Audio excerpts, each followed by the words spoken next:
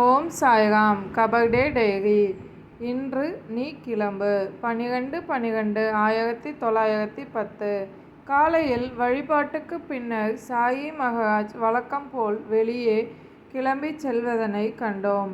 வழக்கம் போல் எங்களுக்குள்ளாக பேசிக்கொண்டு அமர்ந்திருந்தோம். முழு மொத்தமாக திரு தீக்ஷித் புதிய மனிதராக மாறிவிட்டதாக தோன்றுகிறார். தமது அதிகப்படியான நேரத்தை வழிபாடு செய்வதில் செலவிடுகிறார். எப்போதுமே மிருதுவான குணமுடைய அவர் ஒரு வினோதமான இனிமையினை அடைந்துள்ளார். அகத்தில் திகழும் சாந்தமே இதற்குரிய முழுமையான காரணமாகும். புல்கானிலிருந்து ராவ் பகதூர் ராஜாராம் பந்த் தீட்சித் வந்துள்ளார். நாக்பூரில் நாம் கிளம்பிய போது ஷீரடிக்கு செல்ல வேண்டுமென்று நமக்கு நோக்கமில்லை என்று கூறினார்.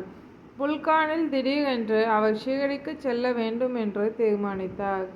அந்த கணத்திலேயே தான் அவர் பிரயாணத்தை ஆரம்பித்தார். அவரை காண்பதில் நான் மிகவும் மகிழ்வடைந்தேன். பின்னர் நாங்கள் அனைவரும் சாயி சாஹேப்பை காணச் சென்றோம். பாபா கூறிய மிக விறுவிறுப்பான கதையை என்னுடைய சற்று தாமதத்தால் கேட்க முடியவில்லை. அவர் சிறு கதைகளால் போதிக்கிறார். இது மிகவும் அழகான குதிரை ஒன்றினை வைத்திருந்த ஒரு மனிதனை குறித்த ஒரு கதையாகும். அவன் செய்ய பணித்ததை அது செய்யும். ஆனால் ஜோடியாக பூட்டினால் போகாது. அதனை எல்லாவிடத்துக்கும் அழைத்து சென்று வழக்கமாக கொடுக்கப்படும் அத்தனை பயிற்சிகள் கொடுத்தும் பலன் ஏதும் ஏற்படவில்லை. கடைசியாக ஒரு வித்வான் அது எங்கிருந்து முதலில் கொண்டு வரப்பட்டதோ அதே இடத்திற்கு கொண்டு செல்லும்படி யோசனை கூறினார். இது செய்யப்பட்டது.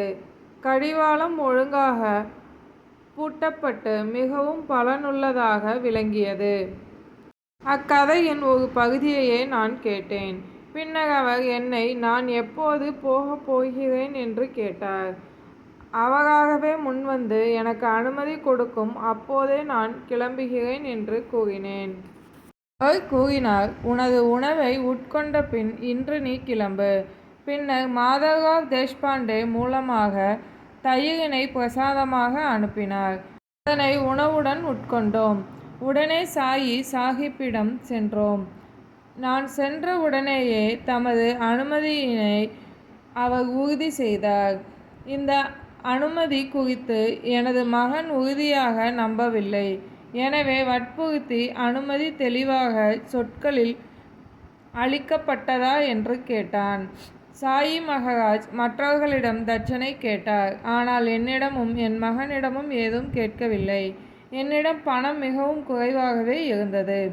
அவருக்கு இது தெரியும் என்றே தோன்றியது.